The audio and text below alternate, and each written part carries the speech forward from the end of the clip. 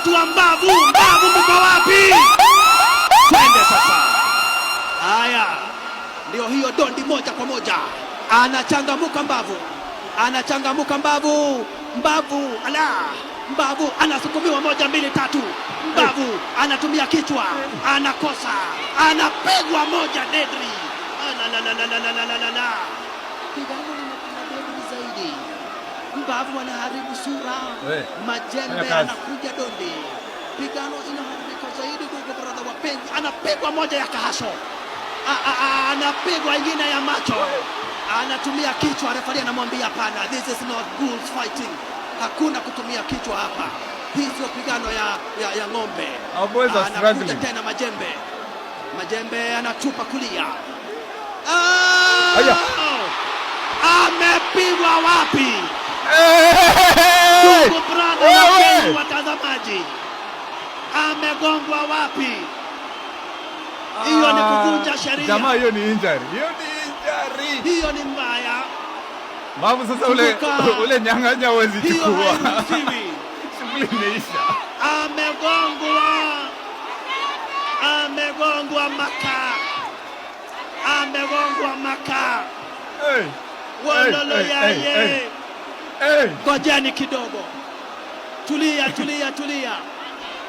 Haufai kumgonga mwenzako. Hiyo dondi inaitwa family attack. That is a generational attack, Buddha.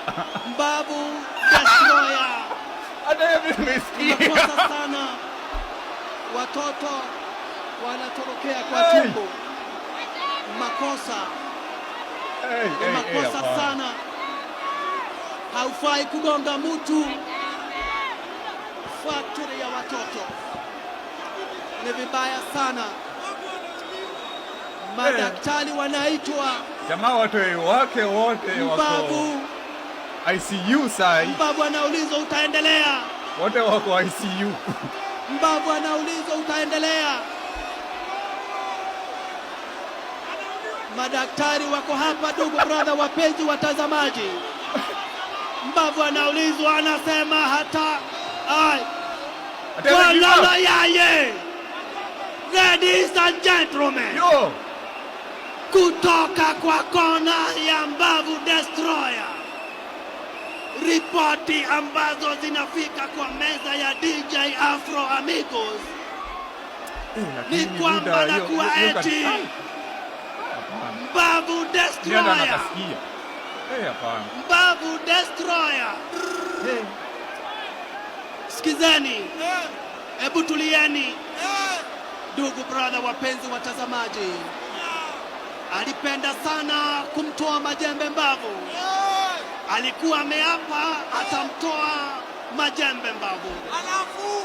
Alikuwa amesema Majembe ametolewa watoto. Hata si watatu. Fanyie kitu kingine. Lakini ndugu brother mpenzi mtazamaji, usiniambie ati nani Mbavu anaenda kuliva. Hajui afanye nini wala atende nini. Anasimama imara kabisa Majembe akisema amuka tena. Ujue ni kwa nini. Ujue ni kwa nini naitwa Majembe. Ndugu brother wapenzi watazamaji. Ndugu brother wapenzi watazamaji. Mawe imelimwa. Watu wake Mbavu Destroyer wanaulizwa ni aje. Wanasema tunaita ambulance. Wololo yaye. Wale wa Majembe, wale wa Mbavu Destroyer. No, hiyo kuna technicality. Ukipiga certain areas na anawekwa quarantine akipelekwa kwa hospitali. Na kwa hivyo alafu naona Majembe alikuwa ready to follow up tangazo na referee. Lakini kama wewe ni shabiki wa Majembe, anza kuimba wimbo Majembe. Kama wewe ni shabiki wa Majembe, na kufahamisha hii haikuwa pigano la kawaida. Hii ilikuwa vita. Nakumbuka vita ni vita. Anaongezwa hewa maskini. Yo, nataka tu ni bado shout out